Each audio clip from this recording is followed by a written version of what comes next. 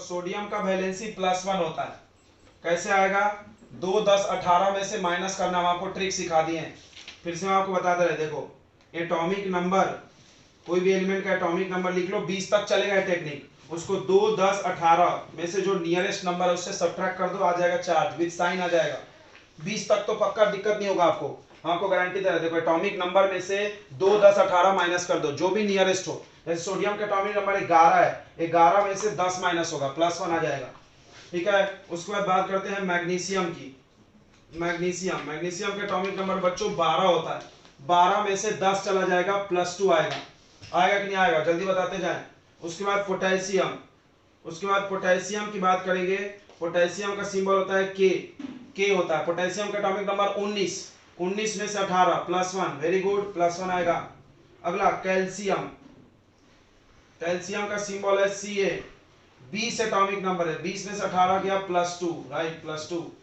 उसके बाद कुछ और यूज होते हैं, हम आपको बता रहे हैं। जैसे बेरियम यूज होता है, तो बेरियम आप माइनस नहीं कर पाओगे क्योंकि एटॉमिक नंबर याद नहीं है, बट इसका 2 होता है, याद रखना। कैल्शियम के जैसा ही बेरियम भी है। चलिए, उसके बाद इधर हम लोग को आयरन का इस्तेमाल होता है, तो हम आपको आयरन का लिख दे रहे हैं।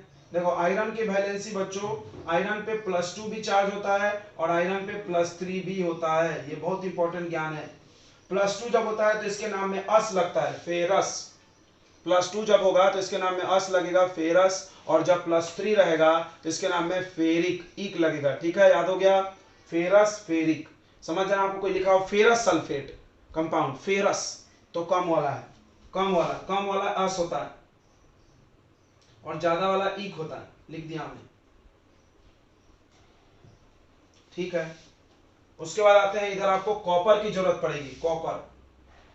कॉपर के भी 2 वैलेंसी होते हैं बच्चों, Cu+1 और Cu+2।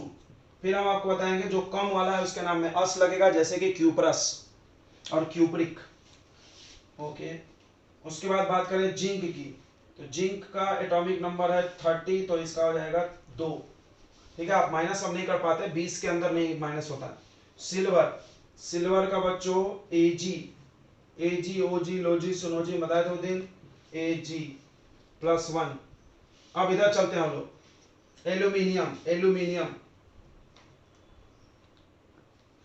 एल्यूमिनियम होता है NH4+1, oh shit, aluminium Al+3 होता है। देखो, मेरे दिमाग में एक्चुअली NH4 घूम रहा था, वही लिख दिया हमने।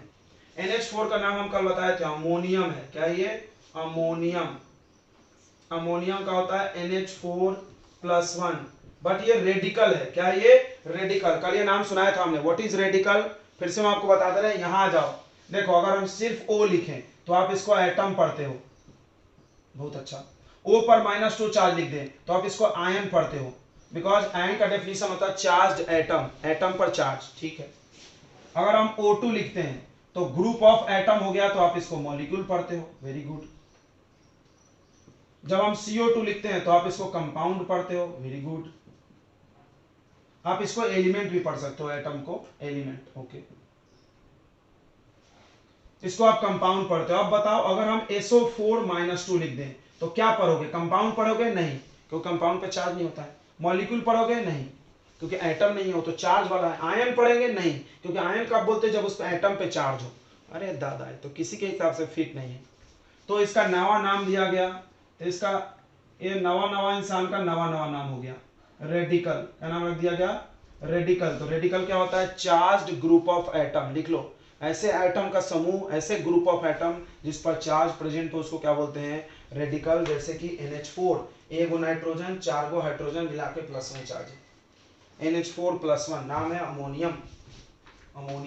तो ये बच्चों पूरे कटायन हो गए और ये इनकी वैलेंसी हो गई। फिर हम आपको बता दें, ये जो चार्ज है वो इनकी वैलेंसी होती है। वैलेंसी कैसे आती है? एक तो तरीका है कॉन्फ़िगरेशन लिख के आती है, और दूसरा तरीका है डायरेक्ट ट्रिक से भी आती है।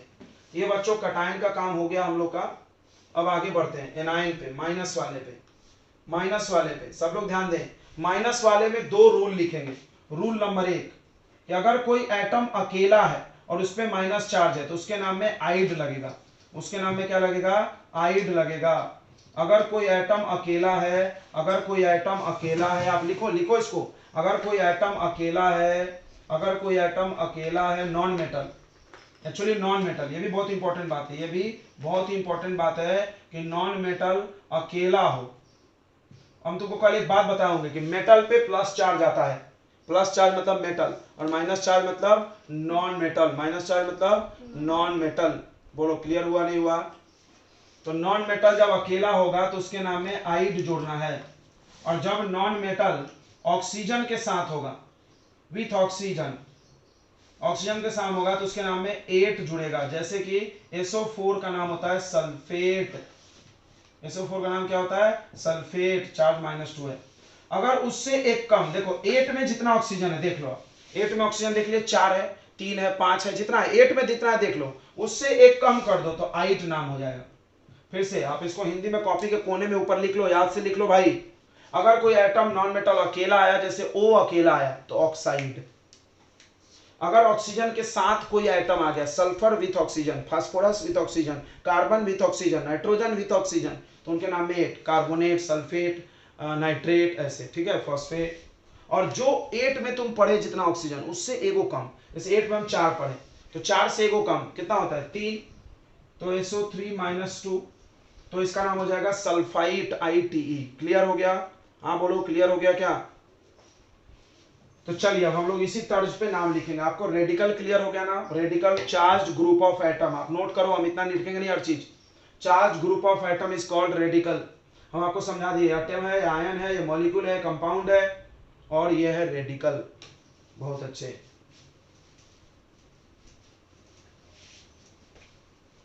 तो अब हम लोग आ रहे हैं निगेटिव आयन बच्चों, ये कटायन है। अब हम लोग एनायन पे आएंगे, एनायन ध्यान देंगे। एनायन की बात करें हम लोग तो लाइन से चलते हैं, थोड़ा अच्छा रहेगा। तो सबसे पहले हम लोग बात कर लेते हैं इधर नाइट्रोजन से। तो नाइट्रोजन का नाम हो जाएगा नाइट्राइड, जो आइड लग जाएगा, अकेला है तो ध्यान देना रे। तो N-3 होगा। कैसे हम आपको फिर बता दें, ट्रिक मेरा यहाँ लिख दे रहा है। एटॉमिक नंबर -2, 10, 18, 20 तक तो चलेगा मजे से, 20 तक तो मजे से चलेगा। एटॉमिक नंबर नाइट्रोजन का बोलो 7, 7 के पास में कौन है? 10, 7 - 10 -3 आया। मजा आ रहा होगा आपको ये। उसके बाद आ जाइए नाइट्रोजन के बाद आते हैं हम लोग ऑक्सीजन पे। नाइट्रोजन के बाद आते हैं ऑक्सीजन पे, तो इसका O है, O का ऑक्सीजन नंबर 8, 8 में से 10 गया, हाउ मच? -2। नाम इसका ऑक्साइड होगा, ऑक्सीजन नहीं होगा। देख रहे हो, गलत दिखवा दिया ना तुम लोग। अब देखो, अब देखना बहुत मजा आएगा। NO3 - 2, बताओ NO3 - 2 का नाम क्या होगा? नाइट्रेट। क्या नाम होगा?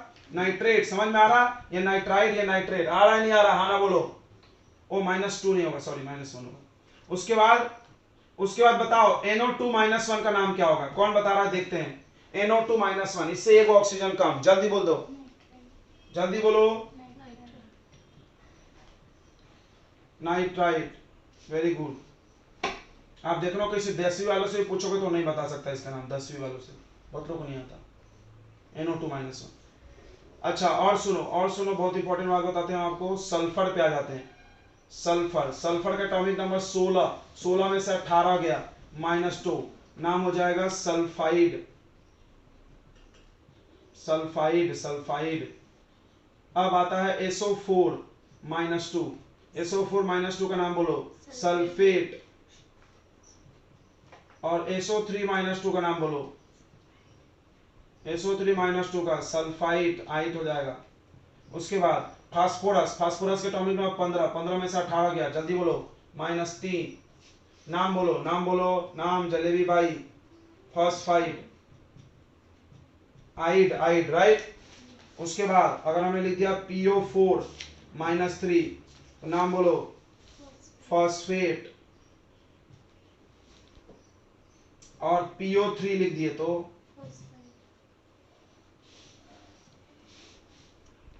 आ रहा है समझ में कि नहीं आ रहा है? हाँ ना बोलेंगे। अब देखो CO3 - 2 कार्बोनेट होगा कि नहीं होगा? कार्बोनेट बोलो। हाँ कार्बोनाइट क्यों? कार्बोनेट 8, ये 8 है, 3 वाला 8 हो सकता है ना? ये देखो NO3 नाइट्रेट हुआ। चलिए, तो हमने आपको बहुत सारे नाम अब बता दिए हैं, और एक चुप माइनस वाला देख लेते हैं। Cl - 1, इसका नाम क्लोराइड। उसके बाद Br - 1, इसका नाम ब्रोमाइड। I - 1 नाम आयोडाइड। तो आज देखो आधे बोर्ड में ही पूरा भर दिया हमने, नहीं कल ज्यादा हो गया था। चलिए अब इसके इस्तेमाल और फायदे को देखते हैं। जबरदस्त फायदे हैं, बहुत ही फायदे हैं बंधइए। हम लोग अब पढ़ते हैं केमिकल फार्मूला, याद रख लीजिए। ऐसे लिख दिए यार, कोई फर्क नहीं पड़ता। नाइट्रोजन 7 एटॉमिक नंबर के बाद 8 आता है, इसीलिए केमिकल फार्मूला आपको सीखने वाले हैं हम लोग। किसी भी चीज का chemical formula of compound, chemical formula of compound, ये जब तक केमिस्ट्री पढ़ोगे जब तक काम आता है ये। चलो देखते हैं। लो बच्चों रूल समझ लेते हैं, इधर ध्यान दें, सभी लोग ध्यान देंगे। आपने नोट कर लिया, अब रूल सुनेगा। फार्मूला लिखना कैसे, रूल्स यहाँ लिखा है। देखो पहला रूल, द वैलेंसी या चार्ज, ये जो चार्ज है उसी को वैलेंसी बोलते हैं। ऑन आयन, आयन है सब, मस्ट बी बैलेंस, मतलब सही सही होना चाहिए। जब आपको कोई भी फार्मूला लिखने बोला जाए तो आपका चार्ज और वैलेंसी सही होना चाहिए, वो गलत होगा तो सब गलत हो जाएगा।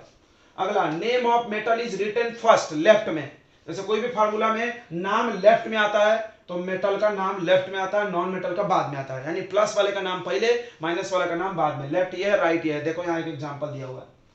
अच्छा, अगर पॉली एटॉमिक आयन यूज किए, पॉली एटॉमिक आयन मतलब समझाना रेडिकल, पॉली एटॉमिक आयन मतलब रेडिकल। देखो ये है पॉली एटॉमिक, देखो देखो रहा है, सब पॉली एटॉमिक है, देखो रहा है, ये अकेला नहीं है, एक से ज्यादा है। तो पॉली एटॉमिक आयन अगर है तो अगर नंबर लिखना है तो ब्रैकेट लगा के लिखना है। फिर से सुनो, अगर पॉली एटॉमिक आयन है तो नंबर लिखना है तो ब्रैकेट लगा के लिखना है। चलिए हम लोग कुछ फार्मूले लिखते हैं। हाइड्राइड यहाँ छापे हमने, हाइड्रोक्साइड और हाइड्राइड मिटा दें। चलिए हम लोग कुछ फार्मूले लिखते हैं रूल्स को फॉलो करते हुए। देखो पहला फार्मूला है सोडियम सल्फेट का फार्मूला लिखना है। तो पेपर में लिख के आता है, ये लिख के आता है, आपको फार्मूला लिखना है। ध्यान दो क्या करना है, सबसे पहले आपको इसका सिंबल लिखना है। सोडियम जैसे सुनते Na याद आना चाहिए, सोडियम सुनते Na याद आएगा। और सल्फेट देखो 8 देखेगा तो बच्चा याद करेगा, सल्फर के साथ 4 गो ऑक्सीजन। बोलो क्लियर है, क्लियर है। नीचे आपको इसका वैलेंसी लिखना है, इसका 1 और इसका -2, -2 1 जो भी है। साइन नहीं भी लिखोगे तो चलता है, I don't need the sign. ये वैलेंसी लिखा है, क्या लिखा है रे, वैलेंसी। उसके बाद वैलेंसी का सिंपल रेशियो निकालना। ये किसने बोला था, हमने नहीं, वो एक लॉ आया था, लॉ ऑफ कांस्टेंट प्रोपोर्शन, याद आ रहा है। और उसने भी बोला था, क्या नाम था उसका, क्या नाम था, एटॉमिक थ्योरी दिया था जिसने, जल्दी बोलो, डाल्टन। डाल्टन ने बोला था कि किसी भी कंपाउंड में एटम जो रहते हैं वो सिंपल रेशियो में रहते हैं। रेशियो का मतलब अगर मान लो यहाँ 2 है और 4 है तो 2 के टेबल से कट रहा ना, तो काट लेंगे, 2 को 4 से डिवाइड करके काट के रेशियो लिखेंगे 1:2। समझा नहीं समझा, हाँ बोलो समझा नहीं समझा सर। अरे यार मान लो इसकी वैलेंसी 2 है, इसकी वैलेंसी 4 है, तो 2 से कट रहा ना, 2 1 जा 2, 2 2 जा 4, तो काट के लिखेंगे। मान लो दोनों की वैलेंसी 2 2 है तो कट गया, 2 1 जा 2, 1 जा 2, तो 1 1 लिखेंगे। बोलो समझा, समझा, हाँ बोलो।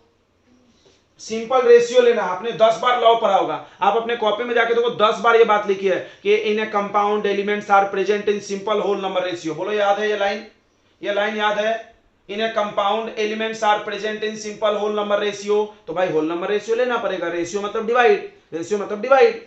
ओके, पॉइंट में नहीं बना देना, ये नहीं कि 1/2 को पॉइंट में बना दो, होल नंबर रेशियो।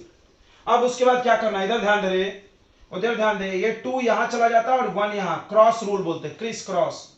तो फार्मूला आ गया इसका, इसका फार्मूला हम यहां सामने लिख रहे हैं, देखो नीचे बनाएंगे सामने लिखेंगे Na2SO4। बोलो समझा नहीं समझा, समझ में आ गया, हाँ बोलेंगे, समझ में आ गया कि नहीं आ गया। दूसरा फार्मूला देखिए, दूसरा फार्मूला बहुत ही जबरदस्त, देखते हैं कौन बता रहा है। Aluminium, aluminium oxide, aluminium oxide.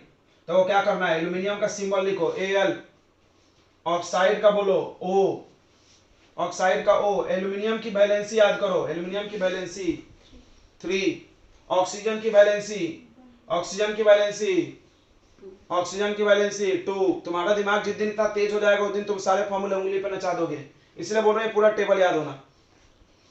अब क्रॉस करेंगे, क्रॉस करेंगे, ये नंबर यहां जाता है, ये नंबर यहां आता, बताओ फॉर्मूला क्या आएगा, Al2O3। ओके वेरी गुड, बोलो समझ में आ रहा है नहीं आ रहा है। ये फायदा है ये फार्मूला पढ़ने का, इसके पास पेपर में क्वेश्चन जरूर आएंगे तुम्हारे इससे। स्क्रीनशॉट ले लिए थे ना। चलिए अगला देखते हैं, आगे का फार्मूला देखते हैं। देखो आगे हम आपको और फॉर्मूले पूछते हैं, ध्यान देंगे। अगला देख रहे हैं हम लोग एल्यूमिनियम नाइट्राइड। देखो देखो एल्यूमिनियम का सिंबल बोलो Al, नाइट्राइड है तो क्या लिखेंगे, NO3 की N की NO2, जल्दी बोलो। देखो एक बच्चा फंस गया जाल में, आइड है फिर भी NO2 बोल रहा, बाप रे बाप, कितना समझाए रहे हमने, कितना समझाए रहे, आइड एट आइड 4 बार बता दिया हमने। देखा क्यों, देखा क्यों, आइड मतलब अकेला होगा, हम कितने बार बताए, आइड मतलब अकेला। तो नाइट्रोजन एल्यूमिनियम की वैलेंसी बोलो रे 3, और नाइट्रोजन की वैलेंसी बोलो रे 3, 3 से 3 कट गया कि नहीं कट गया, 3 1 जा 3 1 जा, सिंपल रेशियो लेना है। अब कटने के बाद क्रॉस करोगे नहीं करोगे, एक ही बात है, 1 लिखने से कोई मतलब है, 1 नहीं भी लिखे तो आता है ना, 1 नहीं लिखे तो अभी आता है। तो क्या फॉर्मूला बना रहे, ALN, क्या फॉर्मूला बना, ALN एल्यूमिनियम नाइट्राइड। आ रहा है नहीं आ रहा है, हाँ ना बोलेंगे। अब बताइए कैल्शियम ऑक्साइड का फॉर्मूला, कैल्शियम का सिंबल बोलो Ca, ऑक्साइड का बोलो O, कैल्शियम की वैलेंसी बोलो, कैल्शियम की वैलेंसी बोलो 2, 20 में से 18 माइनस कर दिए। ऑक्सीजन की बोलो 8 में से 10 माइनस कर दिए, 2 2 2 दोनों खैस तो कट जाएगा, 2 1 जा 2, 2 1 जा 2, सॉरी सॉरी, तो 1 1 नहीं लिखेंगे, क्या आएगा CaO, वेरी गुड। अगला बताओ, अगला देखेंगे, अगला नाम है आपका एल्यूमिनियम,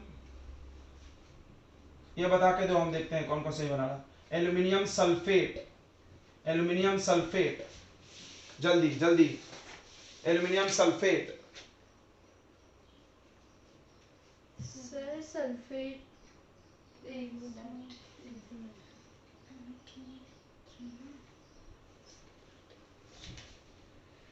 Al2SO3 बोल रहे हैं बहुत सारे लोग, Al2SO3, ये तो हो गया wrong, this is wrong.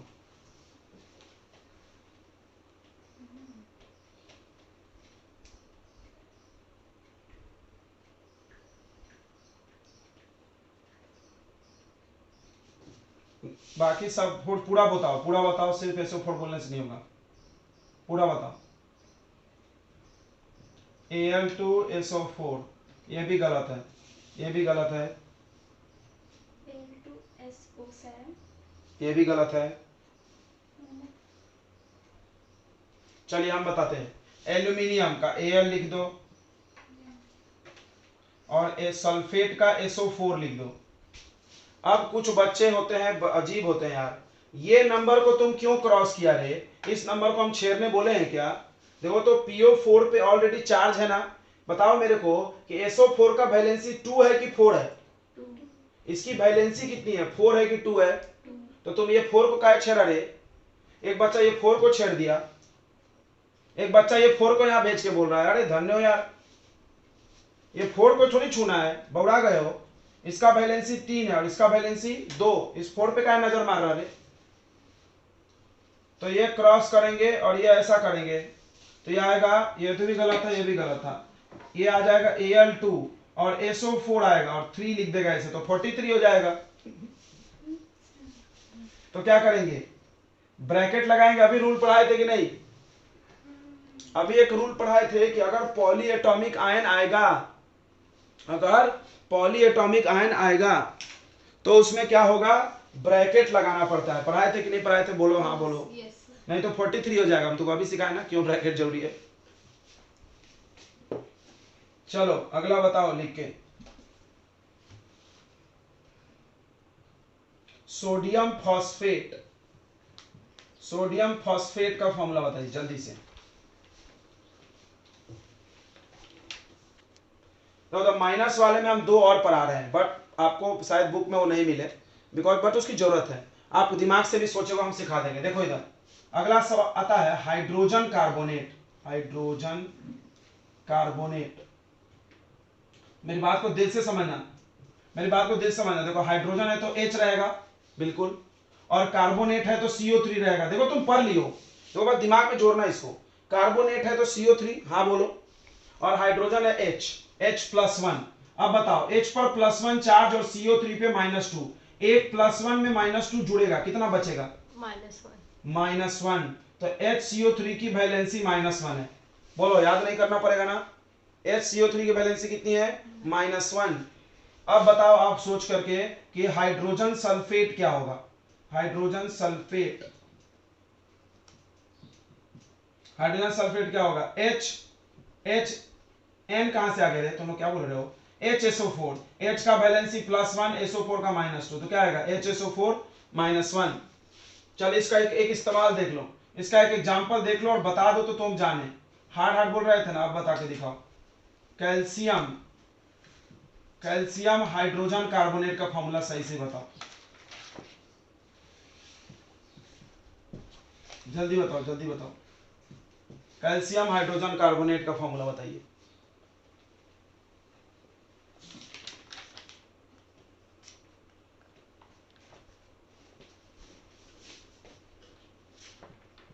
Okay, good. देखो Ca का 2 वैलेंसी और HCO3 का 1, सही है। अब इसको क्रॉस करेंगे, तो क्या आएगा? Ca1, तो 1 नहीं लिखेंगे। HCO3 पे ब्रैकेट लगा क्या लिखेंगे? 2। देखो ये 10th में भी पढ़ना, और बच्चे बार बार बोलते हैं बहुत भारी फॉर्मूला है, जब लिखते हैं ना तो बच्चे रोते हैं बहुत भारी है। अबे क्या भारी है बे? सीख क्या होगा सब चीज, तो कैसे भारी लगेगा?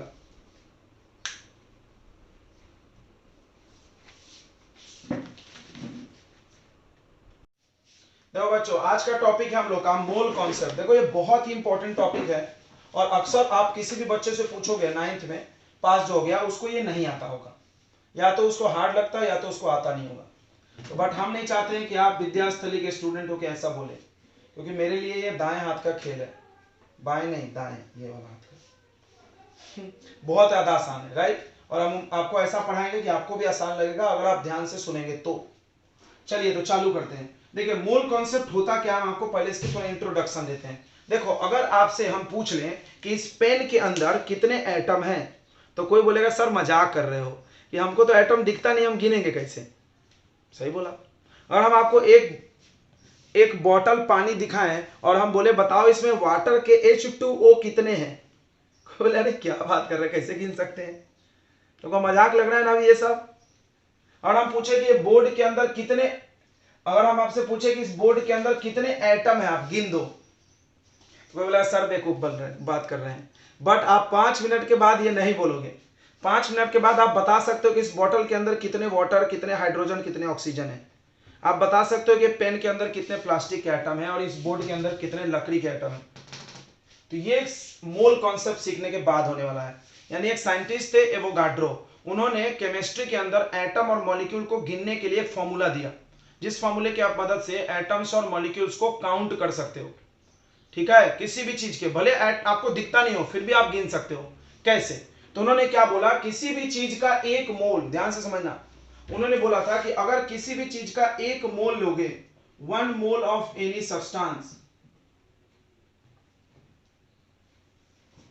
1 मोल ऑफ एनी सब्सटेंस, किसी भी चीज का अगर एक मोल तुमने ले लिया तो याद रखना उसके अंदर होता है 6.022 इंटू 10 का पावर 23 पार्टिकल्स होंगे। ये नंबर भारी लग रहा होगा, थोड़ा ज्यादा है, बहुत सारा है ये। देखो 6.022 इंटू 10 का पावर 23, याद कर जाओ इसको, ये नंबर को, बहुत इंपॉर्टेंट है। इतने पार्टिकल, मतलब अगर आप इसको डेसिमल हटाओगे तो ऐसा दिखेगा 6022, और इस पे 20 को जीरो लगाओ,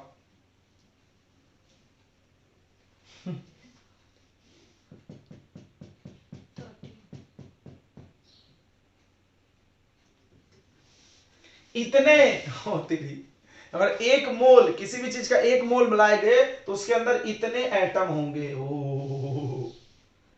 इसको शॉर्ट में ऐसा लिखा हुआ है, समझा ना, पॉइंट में हटा के पावर बना दिया गया। ये जीरो हटा के पावर बना सकते कि नहीं? तो जल्दी लिखना, ऐसे लिखोगे तो बड़ा हो जाएगा, नहीं क्या गिनते गिनते 0 0। सबको मेरी बात समझ में आ गई?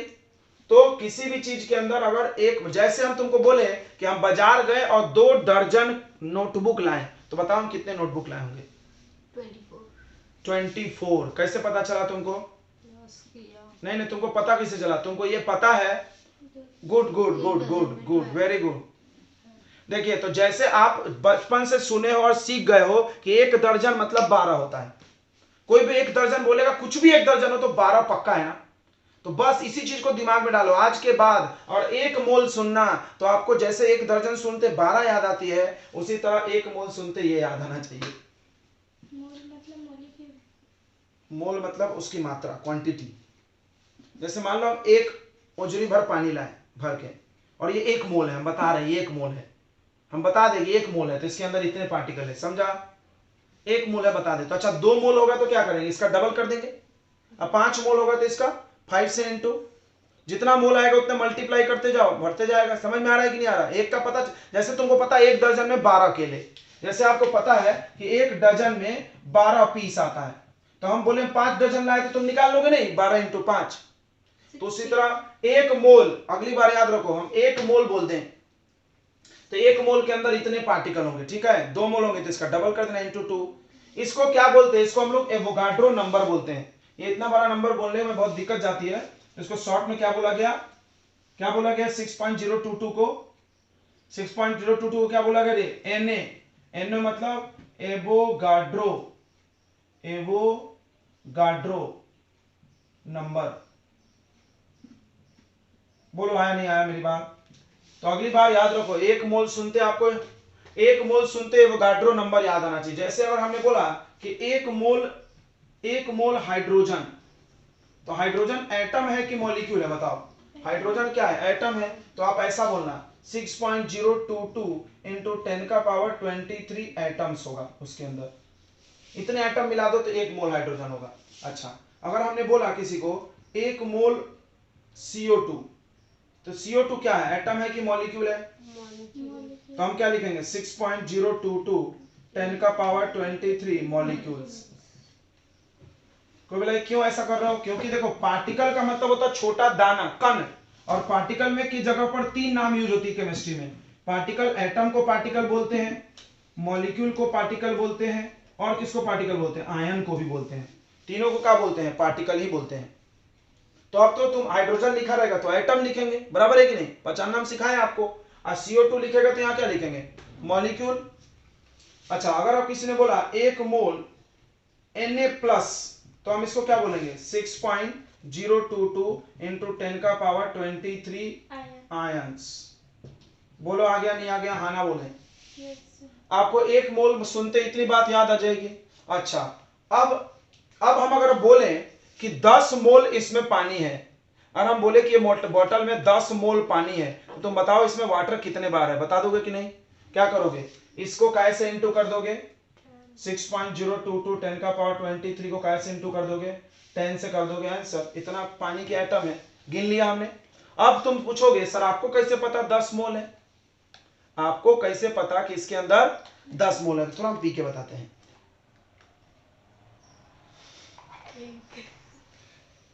नहीं, प्यास लगी थी। देखा, मोल निकालने का तरीका हम सिखाते हैं, मोल निकालने का हम तरीका सिखाते हैं, पी के नहीं बताना है, वो मजाक कर रहे थे।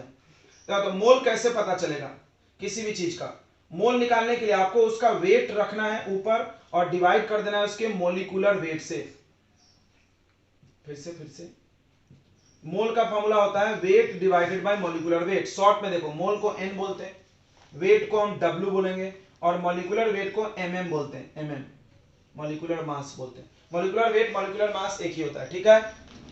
अब तो हम एक क्वेश्चन करके दिखाते हैं, देखना बहुत मजा आएगा तुमको।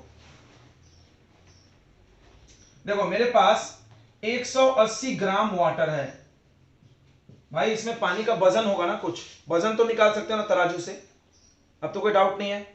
ये बोतल में पानी जाकर तौल लो तराजू पे, कहता ना आधा किलो 500 ग्राम, हमारा बोतल छोटा है 180 ग्राम, ठीक है। 180 ग्राम पानी है, इसमें आपको बताना है find number of water molecule.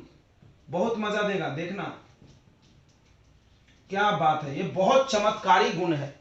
तुम आज के बाद मोल पढ़ने के पहले कभी कल्पना नहीं कियोगे कि तुम पानी को बिना देखे इसके अंदर के एटम गिन सकते हो, सोचे होगे कभी, असंभव। अगर हम मोल पढ़ाए बिना किसी बच्चे से पूछ लें कि बताइए दीवार में कितने एटम है, बोले अरे पागल हो गया मास्टर, एटम कैसे गिनेगा, दिखता नहीं है तो नहीं। बट आज के बाद तुम ऐसा बोलना नहीं भाई गिन सकते अपन, मोल के मदद से गिना जा सकता है। कैसे, तो आप इसको तौल लो, वजन कर लो, इसका तराजू से कर सकते हो, तो मास निकाल लो और फिर मोल निकाल लो। 1 मोल में इतना होता है, 2 मोल में है तो 2 से इंटू कर देना, 3 मोल आया तो 3 से इंटू कर, जितना मोल आया उससे क्या कर देना, मल्टीप्लाई। समझ में आ रहा है कि नहीं आ रहा है? आना बोलेंगे। देखो तो ये 180 ग्राम क्या दिया है, वेट दिया है कि नहीं, ग्राम में वेट देता है ना बे, देता है कि नहीं? सर लीटर में भी वेट देता होगा ना? लीटर में वॉल्यूम दिया जाता है। तो यहाँ पे वाटर तो ½ लीटर आना चाहिए। क्यों, तौल भी सकते हैं ना अपन को तराजू पे जाके। ठीक है, तो ये आ गया 180 ग्राम। अब बताओ मॉलिक्यूलर वेट वाटर का सबको आता होगा, बाप रे बाप हमने सिखाया है। H2O का मॉलिक्यूलर वेट बोलो, मतलब है सर 2। बस हाइड्रोजन का 2 हो गया और ऑक्सीजन का 16। H2O है, देखो तो हाइड्रोजन 2 बार है, तो एक हाइड्रोजन का 1 होता है, सिखाए थे कि नहीं बताओ? एक हाइड्रोजन का मास कितना होता है, 1। कितने बार सिखाए रे? हाइड्रोजन का मास कितना होता है, 1। ऑक्सीजन का कितना होता है, 16। सिखाए कि नहीं? अब सबका प्लस कर दो तो आ जाएगा। देखो मॉलिक्यूलर वेट क्या होता है, पूरे एटम के वेट को प्लस कर दो आ जाएगा। इसमें कितना एटम है, 2 हाइड्रोजन 1 ऑक्सीजन, तो हाइड्रोजन का मास 2, ऑक्सीजन का 16, कितना आ गया 18, तो मॉलिक्यूलर वेट कितना आ गया 18। बोलो आया समझ में इतना? वेट कहां से निकलेगा, वेट कहां से आया, क्वेश्चन से। वेट कहां से आया, क्वेश्चन से। मॉलिक्यूलर वेट कहां से आया, खुद से निकालना है। कैसे निकलता है मॉलिक्यूलर वेट, कैसे निकलता है मॉलिक्यूलर वेट? सबके एटॉमिक मास को, एटॉमिक नंबर को, सबके मास नंबर को प्लस कर देंगे। सिखाया गया ये, सबके मास नंबर को प्लस कर देंगे। तो ये आ गया, समझ में आ गया कि नहीं आ गया, बताओ हाँ। अब मोल निकाल लो, बताओ मोल का क्या फॉर्मूला होता है, मोल का फॉर्मूला बोलो, जल्दी बोलो, बोलोगे तो याद होगा। Weight by molecular weight, weight by molecular weight. Weight कितना है जल्दी बोलो, 180। मॉलिक्यूलर वेट कितना है 18। 18 से 18 कट गया, कितना आ गया 10 मोल। 10 मोल, मोल निकाले तो मोल में आएगा ना, 10 मोल। अब बताओ, अब बताओ 1 मोल में कितना पार्टिकल होता है, इतना, एवोगाड्रो नंबर के बराबर। तो 10 मोल में कितना होगा, क्या करेंगे, very good very good very good. तो नंबर ऑफ वाटर मॉलिक्यूल निकाल लिया हमने, नंबर ऑफ वाटर मॉलिक्यूल हमने निकाल लिया। देखो बहुत आसान, क्या करना है आपको, मोल को मल्टीप्लाई कर देना है एवोगाड्रो नंबर से। तो मोल आया 10 इंटू 10 6.022 10 का पावर 23। तो देखो ये 10 का पावर 1 है और ये 10 का पावर 23। तुमको पता होगा कि मल्टीप्लाई में पावर को ऐड कर देते हैं, पढ़े हो क्या? तो कितना हो जाएगा 10 का पावर 24। तो आंसर आ गया 6.022 10 का पावर 24 मॉलिक्यूल्स ऑफ वाटर। बोलो अच्छा लगा?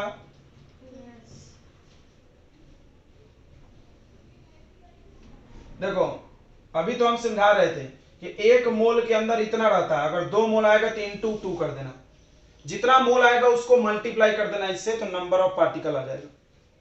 तो 10 मोल आया तो 10 से इंटू कर देंगे। जब 10 से इंटू किए तो यहाँ 10 का पावर 1 है, यहाँ 10 का पावर 23। मल्टीप्लाई में पावर ऐड होता है, जब 23 और 1 ऐड होगा तो कितना आएगा 24 आंसर। तो बताइए हमने गिन लिया कि नहीं?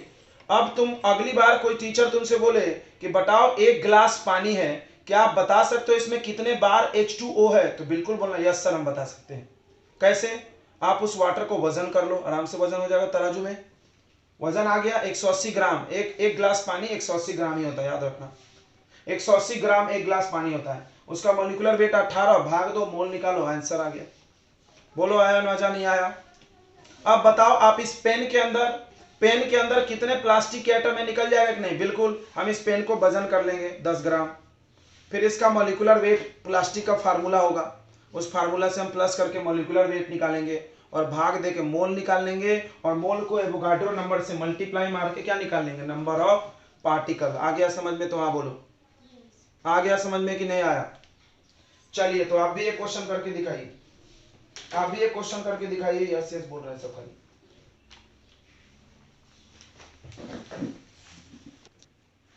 तो हम लोग मोल का डेफिनेशन तलाशने निकले हैं, खोजने।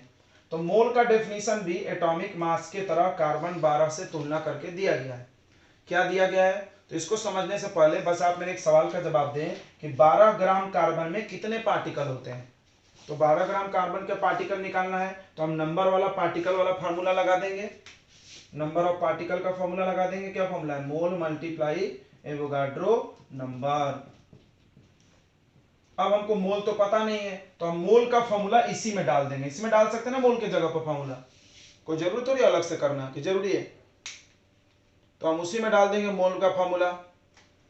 और ये तोड़ देंगे हम इसको, वेट बाय मॉलिक्यूलर वेट। किसके जगह लिख दिया हमने वेट बाय मॉलिक्यूलर वेट?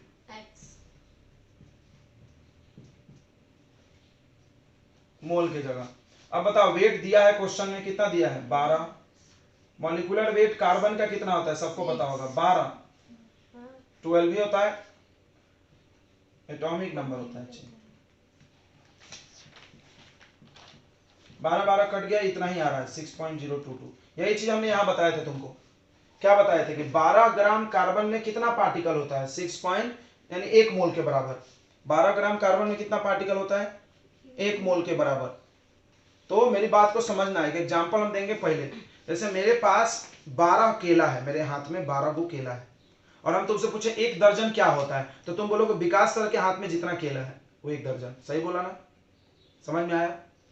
तो अगर हमको इस 1 मोल का डेफिनेशन बोलना है, हमको 1 मोल का डेफिनेशन बोलना है और कार्बन को यूज करना चाहिए, तो हम क्या बोलेंगे कि 12 ग्राम कार्बन के पास जितना पार्टिकल है उसको 1 मोल बोलते हैं। बोलो आया? समझ में नहीं आया?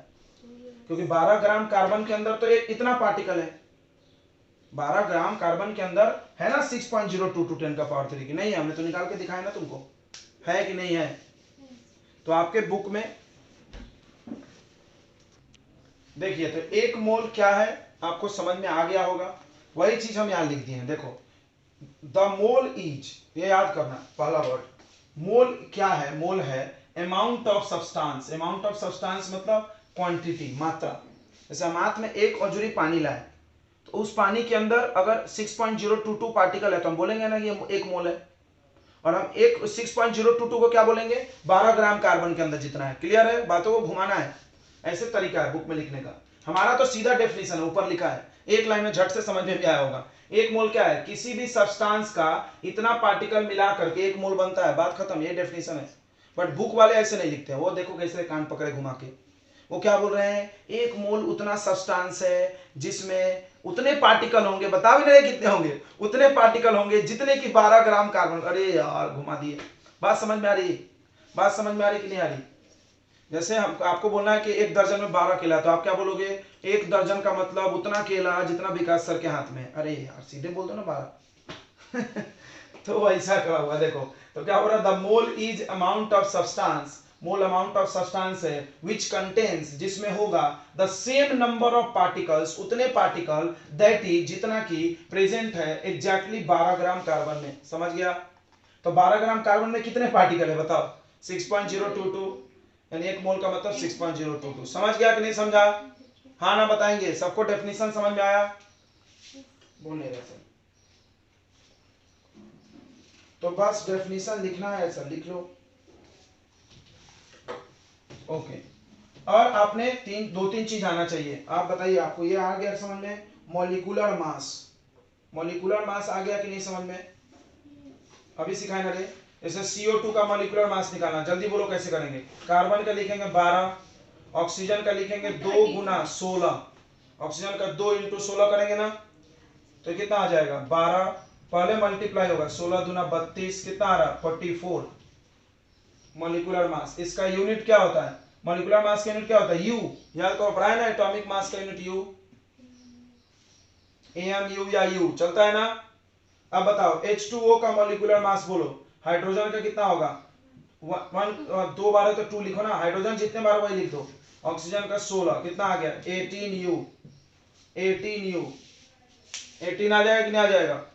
तो आ गया मॉलिक्यूलर मास समझ में। हम बता दे रहे हैं क्या है मॉलिक्यूलर मास। देखो ये एटम, दोनों एटम के मास को प्लस कर दो, आ रहा है मॉलिक्यूलर मास। तो क्या बोलेंगे मॉलिक्यूलर मास का definition? Sum of atomic masses, sum of atomic masses of all atoms present in a molecule present in A molecule. समझो ध्यान से, किसी भी मॉलिक्यूल में सारे एटम के मास का सम को बोलते हैं मॉलिक्यूलर मास। समझ गया होगा आराम से। अरे ये देखो यार, 2 हाइड्रोजन है तो 2 बार लिए यहाँ पे। ऑक्सीजन का मास, एटम का मास जोड़ के मॉलिक्यूल का मास आ जाएगा। एक बात बताओ, इधर सुनो, बताओ मॉलिक्यूल क्या होता है?